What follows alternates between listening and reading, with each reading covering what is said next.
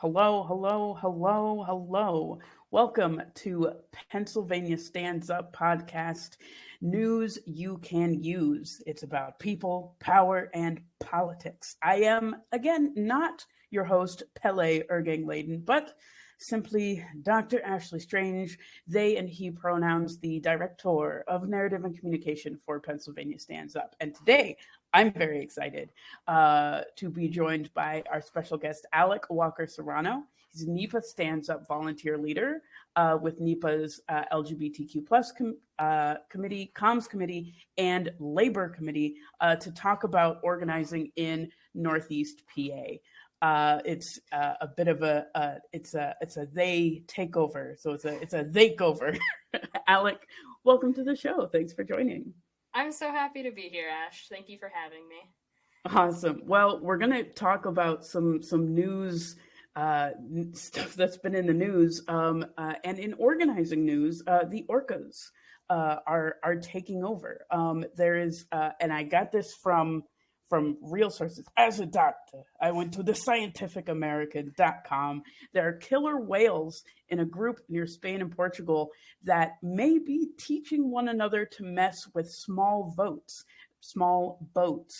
They sank their third vessel earlier in the month of May, and they have only continued. And to my knowledge, they have continued sinking boats together. It's unprecedented, like that these orcas. I don't know if they prefer to be called killer whales. That's probably something that they I don't feel want like that's a little derogatory. Orcas. Yeah. We'll stick with orcas. 100%. I apologize to the marine community for my oversight. But I don't. Have you heard about this? I have. I really like when nature fights back against like capitalism. So I think it's pretty cool to see whales taking it upon themselves to be like, we live here. You can't come in here with your boats and mess our stuff up. So I think it's pretty interesting. And it just goes to show how smart animals are. A lot smarter than we give them credit for. 100%. Humans have created the ability, like, we're supposed to be land mammals, and we've kind of manufactured the ability to get into water and air and space. So when it comes to actually like taking over spaces, we colonize. We colonize as a species. It's kind of what we do. Yeah, we do that. Yeah, I don't know. I'm a big fan of like marine wildlife, so I get particularly like upset when people mess with the ocean. Because you're right, we're like not meant to be in the ocean. That's just not our space. But I like that the orcas are fighting back. Because they have the power to do so. They're like several tons in weight. So as a bit of a heavy person myself, I can identify with that. But also they have the same view on intruders and colonizers that I do when there are spiders. Spiders are cool. Like some of the jumping ones, they have the little faces and they're very cute. But like if it's past my threshold, if it's inside my house, my brother in Christ, you got to get out of here. This is not your space. I must take decisive action against you. But if I am in the spider space, which is anywhere that is not my house, anywhere in the great out of doors, I'm like, all right, this belongs to you. I can't do it. I like the spiders in my house because they eat the other bugs that are like way more gross to me. Like ones with lots of legs. More than 8 legs is like too many legs for me. So I like the spiders. They can hang out in the corner and eat the other bugs. I'm good with that. It's when I lived in Alaska, we don't have tiny poisonous things. Do you have like insects in Alaska? Is that a silly question? We have mosquitoes. We have mosquitoes like the size of your hand. That's like the last insect I would expect that you would have in Alaska is mosquitoes. All right. It is the state bird. And fun fact, they will become immune to bug spray in our lifetimes, which is just, another way to say that like nature is just going to take over, and there's very little that we can do about it. And I think the big thing about organizing with the orcas is that they say that it originated with a small group of orcas, one orca and then two of her offspring. And they had been following this one orca, and it looked like she had some damage, like some rudder damage, or that she was caught in a net at some point. And so when she was caught in a net or mistreated by humans in some way, she took that as like a catalyst, as like her jumping off point. She's like, this has to end, and I'm going to end it, and I'm going to teach all of these other orcas how to end it. And at first, it looked like a fad. This article in the Scientific American said that much like in humans, there are fads that hop up in the animal community, and they all start with juveniles, much like a TikTok trend. So this is really like an orca TikTok trend of biting the hulls of boats and causing them to sink. And specifically, they're going after like yachts. They know who to go after. They know who deserves to be eaten. And I believe, and now, I'm a doctor, but I'm not a scientist. I saw that in this month, in June, there were dolphins and other marine mammals that are exhibiting the same tendencies closer to the coast of Florida. So we can see that like organizing starts small, and you feel like you're the only fish in the sea. And then all you got to do is share your knowledge, share your power, and we can take over. Cross-species organizing that's something that's like actually really cool. I love that. I hope more marine animals join in. Maybe the manatees will start like bumping into some stuff. Or oh my gosh, I cannot wait. I cannot sharks wait for biting this. boats? Yes. I cannot wait for this rendition of Planet of the Apes to just be all about marine mammals. I can see like a David Attenborough special happening. And we can see the dolphins and the orcas have teamed up to go after the billionaires. Like, the male of the species seems to be more frightened, especially the ones that seem to have more monetary value. I am also very excited to see this. And if David Attenborough is listening to News You Can Use, then please. Then I apologize for the terrible impression I just did.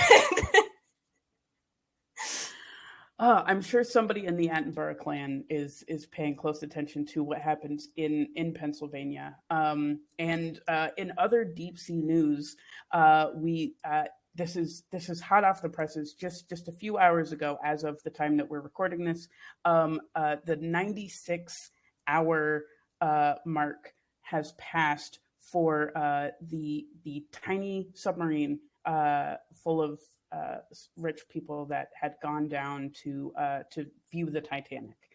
So there's a very little hope that those folks will be found alive, and it's I thread the needle carefully here, Alec, because we know that that you can't put a cost on human life, and loss of life is incredibly disturbing. And we know that there are other lives that are being lost in the ocean. Especially there are refugees fleeing Europe and fleeing other countries every day, trying to find shelter, and they are being their boats are going down, and people aren't finding them. You're a youngster, but when I was a kid, Elian Gonzalez was all the rage. It was all over the news that this young boy had been picked up off the coast of Cuba, but the whole rest of his family had died in a boating accident fleeing Cuba. And so as we look to see how people are going to respond to people who have gone to the depths of the ocean for fun, and people who are traversing the oceans trying to find a better life. I think that there's a gray line in there somewhere where we have to say, like, where can we best use our resources? And I'm gonna read this. I'm gonna read this tweet from Jane Eyre Jordan. Probably not her real name, but it's dying in an ocean as deep as your pockets, in a vessel as tiny as the shanty houses you turned your noses up at, in a darkness as expansive as your ego, going to see the final resting place of the souls whom you disturbed with your curiosity, but they still eagerly welcomed you. Couldn't have said it better myself. I think it really just, like, it is strange.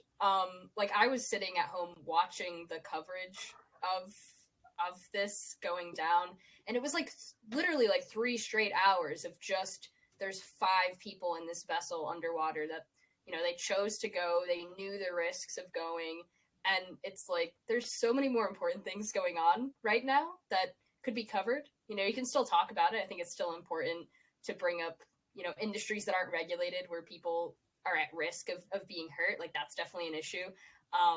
But to talk about 5 people when you're talking about migrants, which is literally millions of people risking their lives because they don't have any other choice, it definitely just feels like, media is disconnected from reality and what actually matters to people. Because I was interested in the story, but I wasn't interested enough to, like, sit and listen to it for 3 hours straight. I was waiting for something else to be talked about.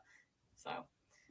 Well, and I think that there's, like, kind of a not too fine a take on it, that, you know, like, we all want to live in a world where we can thrive enough to do fun stuff, to, you know, go out and, like, experience nature.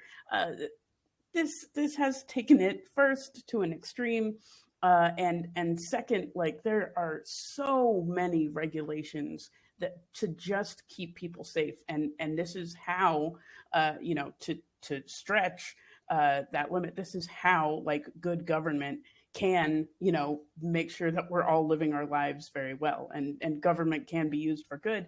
In this case, I feel like I feel like whoever was supposed to be regulating this might have been asleep on the job. But thank you so much for talking to me about the depths of the ocean. One last thought that I had was that, you know, if the orcas had anything to do with this, I I think that I think that it might be part of their long-term goal. So, you know, and we're here to help them. So if there's a side to be taken, I'm on the side of the orcas. But thank you for traversing the deep sea with me on this. We're gonna move into the conversation about you. This is episode 8. We're so excited. It's not the first time you've been on a podcast, but you know, tell me a little bit about yourself. Name, pronouns, where do you live, and, like, what got you into this work? My name is Alec Walker-Serrano. My parents made it difficult by hyphenating it. I appreciate the name, but sometimes it's a little annoying. My pronouns are he, they. And I literally got involved with NEPA Stands Up because somebody, like, met me on the street. Like, somebody just bumped into me and they were like, "Do you want to be involved with us?" And I was like, yeah, I do. So it's kind of a funny story, actually. It was, like, shortly after the Dobbs decision leaked. And I, like many other people, was really frustrated and, like, just, I felt, like, hopeless. And I didn't see anybody rallying in my area, which is Scranton. I missed that. I'm from Scranton, Pennsylvania. And so I was like, you know what? I'll just do it. I'll have a rally. I don't really know very many people, but my sister helped me and a few close friends helped me. And it just happened to be the same day as a March for Our Lives rally. Same day, same time, same place. So I had this crowd already like hostage there. So I went up to the organizers and I was like, I'm doing something for like reproductive rights. Do you think you can like have people like mosey on over this way when you guys are done? And they're like, yeah, that's fine. And that's where I met Holly, who is the organizing director of NEPA Stands Up. She saw me speak and she was like, I thought you were fantastic. Do you want a job? And I was like, I need a job. So yeah, if it's a job doing something that truly matters, that's even better. And then here I am. Now, you said that you got involved because of the Dobbs decision. You didn't see anybody doing anything in Scranton. Is that what Scranton is like typically? Like, are there are there rallies on the street every other weekend, or is it a little quieter? I would say it's a little quieter. I grew up in that area, but I was also away for 6 years in Binghamton, New York when I was going to school. So I came back almost 2 years ago now. And definitely when I left, I did not see any sort of progressive movement in the area. I felt very alone in my views. So coming back, there's definitely like, I feel like rumblings. There's people starting to be active. I just didn't happen to see anything on my radar, and I just felt like somebody needed to do something. But at the same time, like people were there for something else. That's also really important to talk about gun violence and how to prevent it. So I think that there's like a lot of fertile ground in Scranton, and that people are really fed up with how things are and want to do something about it, and they just need some help getting to the right people and into organizing. And so you consider yourself an activist? Yes, I definitely. And I'm the son of two activists, so it's a little bit in my blood. It's kind of surprising actually that it took me this long. Like I'm 25 and I was never really involved in anything. I was very outspoken about my own views, but I never really sought out organizations or anything like that until last summer. So what kind of activists? Like you're the son of two activists? Like what did they do? So my mom was an animal rights activist. She had her own organization called Families Against Cruelty Together. So like growing up, I would watch her, like she would speak in front of like city council. She would be on the news all the time. We would be out protesting. Like according to her, I don't remember this, but this is one of the first times I ever protested. I'm like 2 years old, and I have some like flyers, and I'm going up to people and stamping my foot and demanding that they take one. Because I didn't talk at that point in time. I was a very silent child, but I was still very demanding. So I would stomp my foot and be like, take this paper. And people couldn't say no. I'm 2 years old. I'm adorable. So that's kind of how I got started with it. But then my dad also is a lifelong union member and feels very strongly about labor rights. So whenever there was like a wildcat strike or something going on, like, you know, he'd go to DC with his union to be a part of it, and has always been very vocal with me about economic justice and racial justice. So I feel like I had a really good foundation to like get into this kind of thing. I was just maybe a little nervous that I didn't really know what I was doing exactly. Right. And I think that the message that you want people to know is take your 2-year-olds to that rally, Yeah. and give them a role. Yes, absolutely. Oh my gosh. So you said that, with the Dobbs decision, it looked like at first, so this was before they had actually overturned Roe v. Wade. So that was kind of your catalyst. Why did you care so much about that? I think bodily autonomy is just something that's really important to me for like a couple of reasons. One, I'm assigned female at birth, so I'm someone who can get pregnant. And two, I'm trans, and I want to be able to do what I want with my own body to make me feel at home in it. And pregnancy is one of the scariest things I can imagine for myself. To get a little bit deep, like, when I was still having a monthly menstruation, I would get really, really depressed, like horribly depressed during it. And just like that reminder that like this anatomy does not match how I feel and who I am was really distressing. So the idea of like being pregnant is genuinely probably my biggest fear, actually.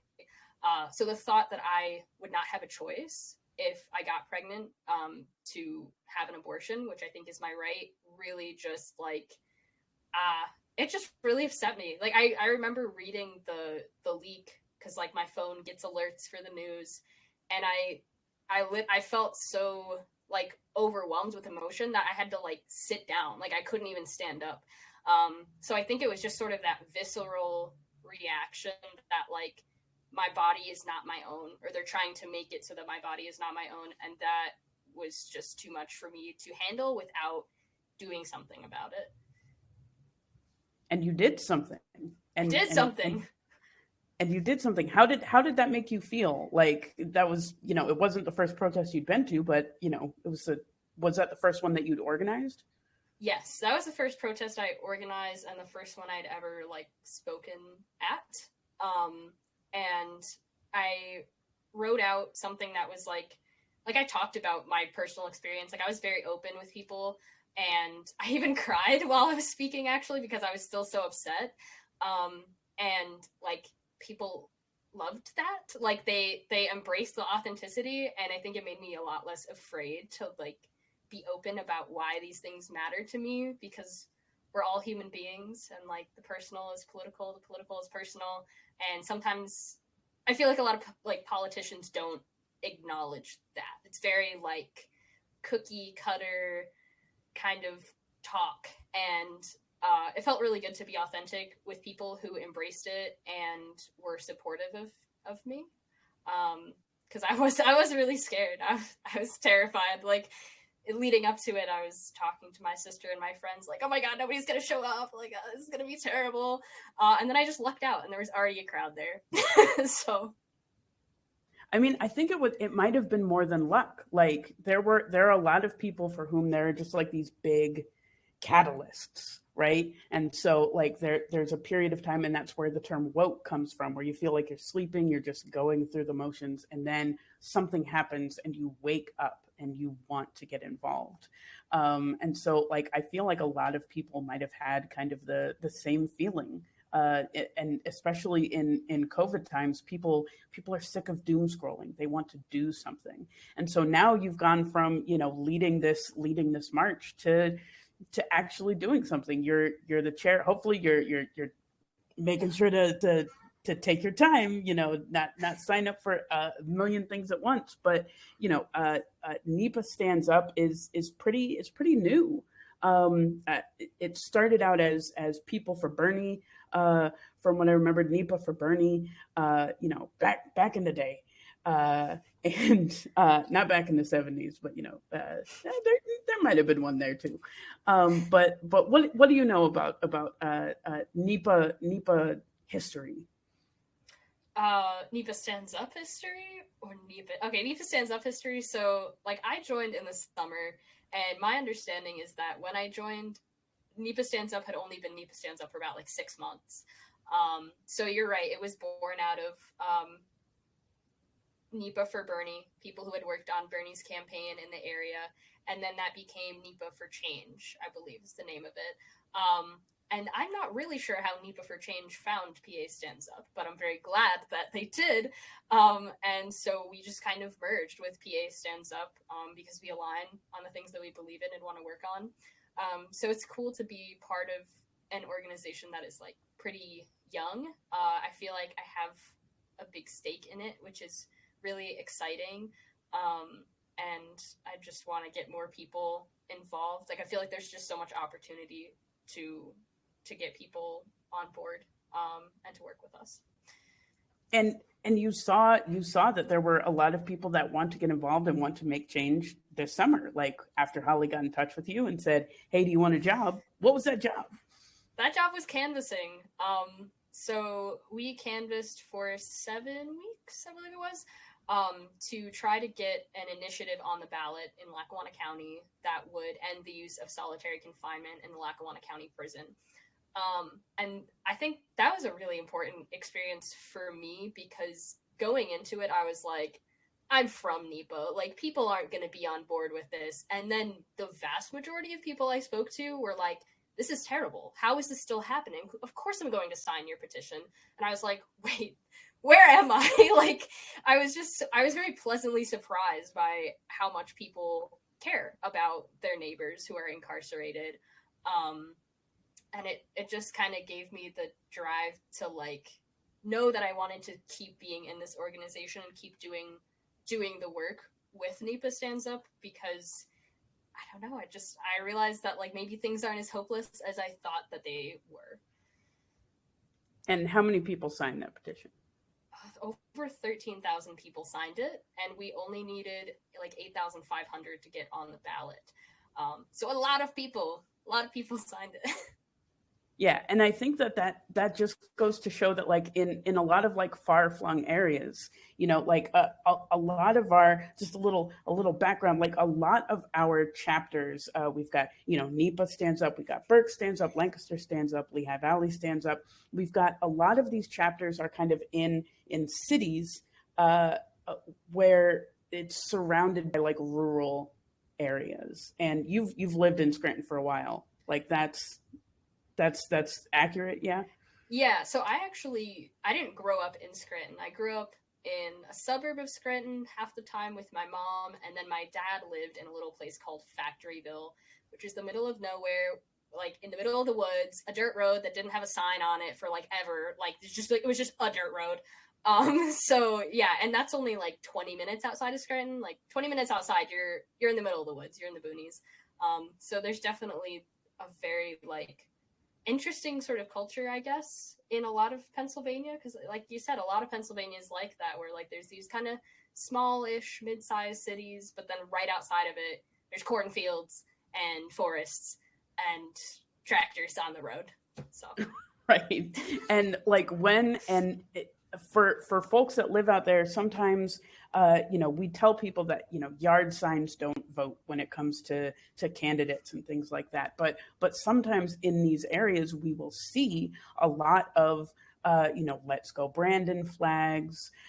We will see like a lot of Confederate flags out in those areas. And so I feel like even though I know the community that I'm in, every single time I drive a little bit out of town and I see one of those, it kind of sets me back and saying like, oh, I'm alone here. So tell me about that. Tell me how that's changing for you. I mean, I remember growing up and having people be, you know, pretty openly like homophobic or transphobic or like make racist jokes all the time, and that was just sort of like the background noise of growing up in northeastern Pennsylvania. And I think now the average person, even if they're not like woke 100%, they're starting to sort of like question things and like take stock of how they think about other people and treat other people. So even when I interact with, you know, folks on the other side, like who like consider themselves Republican or conservative, even those people are a lot easier to talk to than like I would have anticipated, and like actually don't care that much that I'm like queer or that I'm like the son of an immigrant or like that my dad is Mexican. Like they just don't really care. They're like, oh, okay, whatever, like let's move on. So they might not have the knowledge of like what's going on, but I think they have the spirit of like community and wanting to just like be a decent person to other people, which is where you start. So 100%. And when you start from that place of just there's more that unites us than divides us, it can shake the mountains. It can shake the Poconos, if you know what I'm saying. So don't you know? Oh yeah, the Poconos. So, you've got, you know, now that you know you have like that campaign kind of under your belt, and you know we're still in the process of trying to trying to get people out of solitary confinement. It's going to be a long, hard fight. We know that there are a lot of people that have enough power that are against us that they were able to keep it from happening. So we just have to keep pushing. But you know, what is your role in NEPA Stands Up? So, up until very recently, I was the communications director, which was a lot of fun.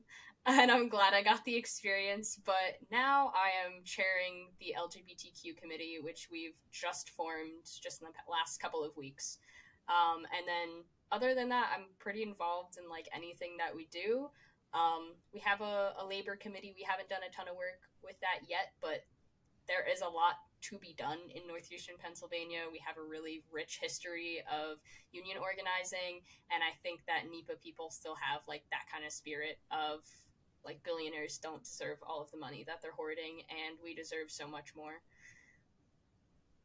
Now, have you gotten your dad into the labor committee?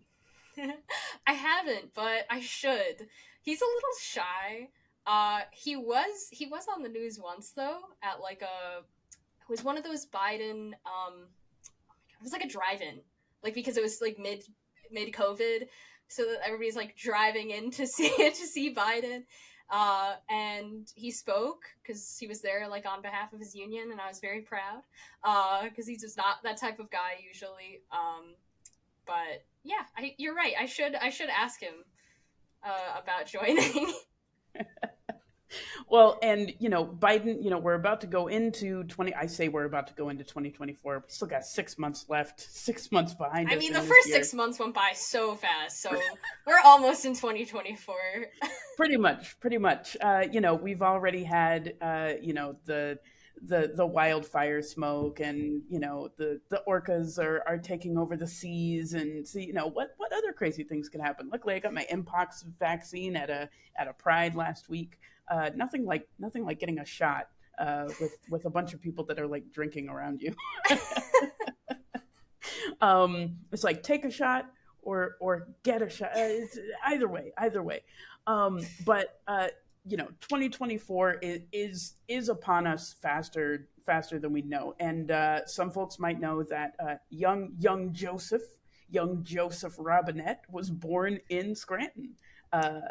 They say that the office has been renamed the Oval Office, and by they I mean no one. No one has said that.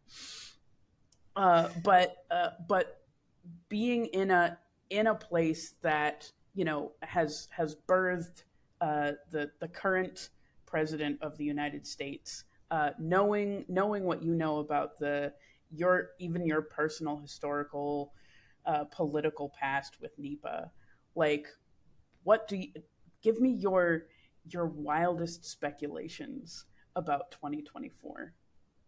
Oh boy. My wildest speculations. I really think that Biden is unfortunately going to be the nominee. I think he will sweep Scranton just like he did last time. Even though, like, there's really not a ton of, like, yay, Biden energy in this area. We just vote blue in Scranton.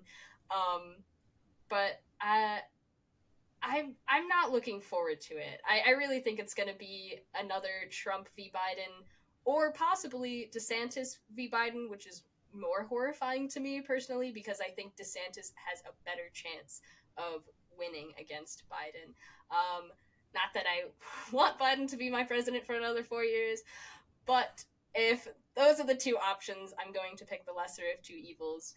I would really love to see like a third party candidate though, like do really well because I think we're ready for it.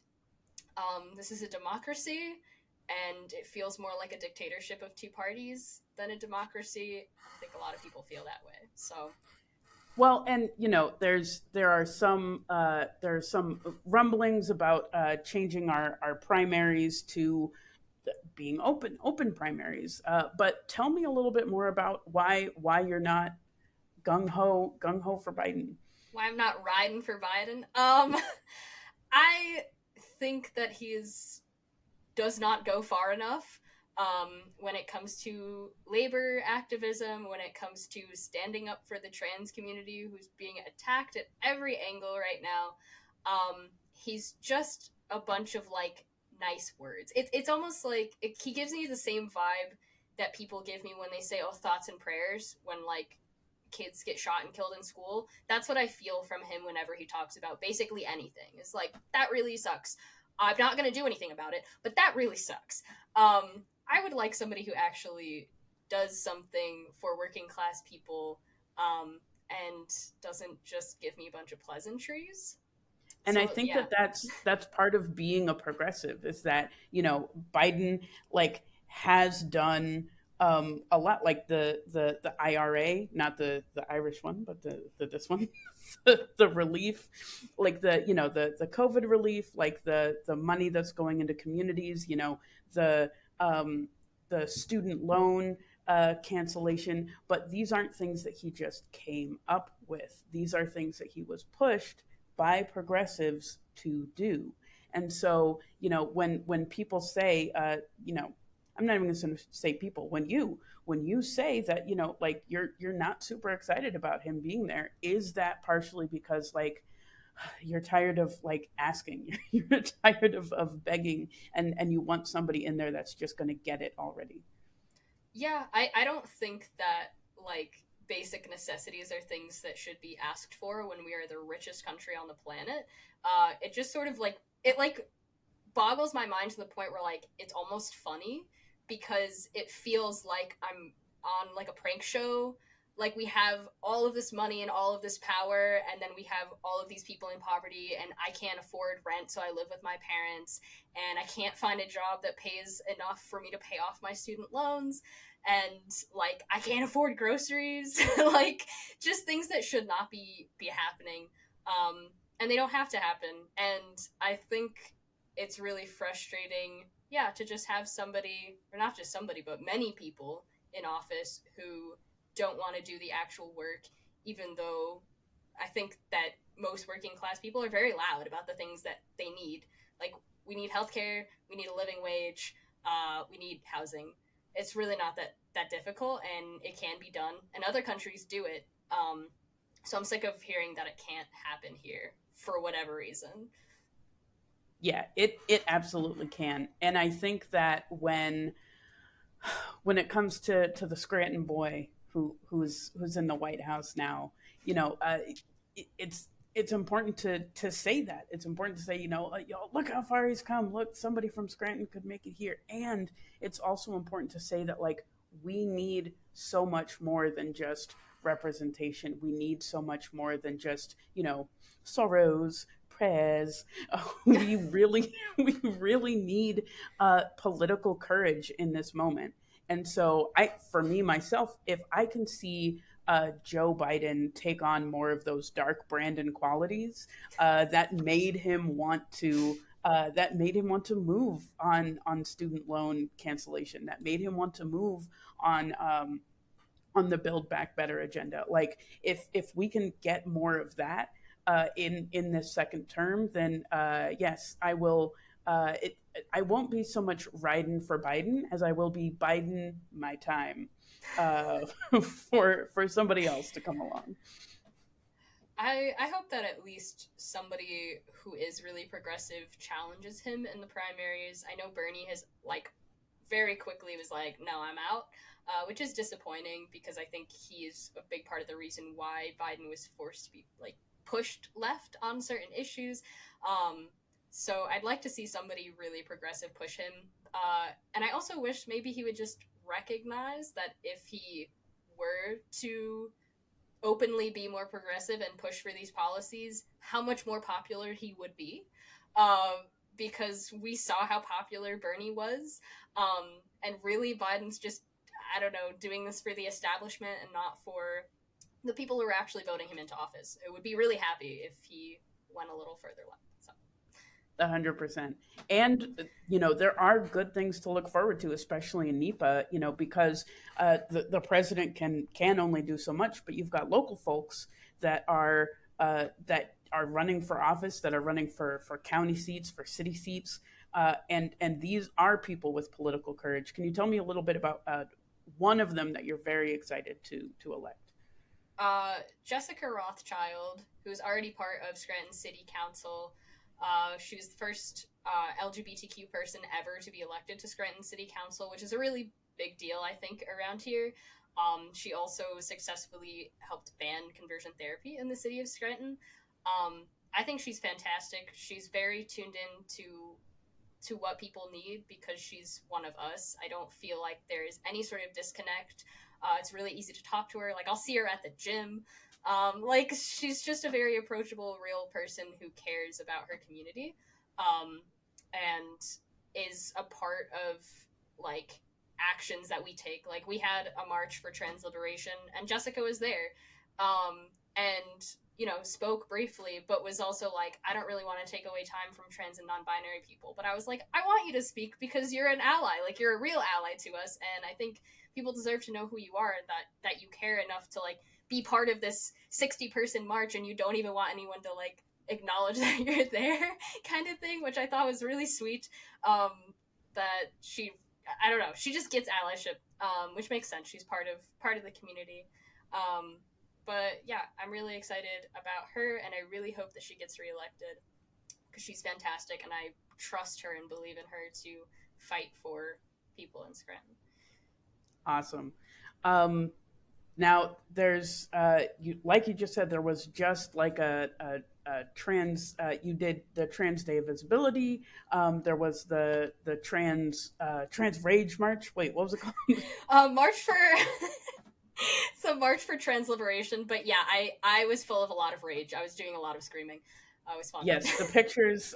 You know what? We're gonna link to a couple of those pictures in the show notes to let people see you in action. And so those are some great things that you, along with NEPA Stands Up, really help to push. What are some events? What events will people find you at in the next couple of weeks?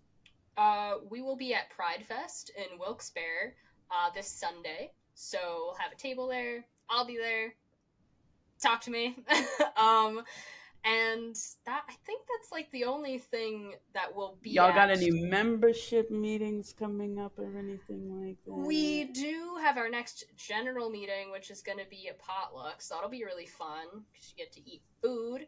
You were about to not mention free food on the podcast, and I was going to have to send free food. Yeah, that'll be at Naog Park on July 5th at 6 p.m. We'll just be hanging out, eating food, probably grilling. So y'all should definitely check that out because it'll be a really chill meeting. It'll be one of our first that's like in person again. We have had a lot of them over Zoom, and I think just in person is so much better to connect with people when they're like actually right in front of you. Yeah, and I think that Holly has said several times that like the vibe that she wants from kind of from people at NEPA Stands Up is that like when you become a member, you're not just like a member of an organization, but like you have built-in friends. So that if you are in a NEPA, if you are in Scranton or Wilkes-Barre, then and you kind of feel alone, and you're surrounded by Confederate flags and Let's Go Brandon signs, then this is the place for you to come, have a light nosh, and really get to know the new community that's sprouting up around here. Yes, for sure. Awesome, possum. Well, Alec, what's next for you? Are you running for office? Are you going to school? What's next in the life of AWS? I am trying to find a job, like a paralegal position, something like that. My goal has always been to be an attorney, but I really want to get some like work experience under my belt in a law office, or possibly like as a secretary to a judge or something like that. Anything that'll just teach me more about law and the system so that I can dismantle it. All right. Fantastic. You love to hear it. You love to see it. Alec, thank you so much for joining me on the podcast today. I've really enjoyed having you. Thanks for having me. This is a lot of fun. All right. If you enjoy the show, please rate, subscribe, and share it with your friends and your enemies. And be sure to come back in 2 weeks where Pele will be back, and he is going to interview someone that has been to the People's Action National Convention in DC. We're very excited about it, and we hope to learn a lot, figure out what we're going to bring back, and take it with us. Until then, this is your temporary host, Dr. Ashleigh Strange, and don't forget, Pennsylvania is for all of us. We will see you in the streets.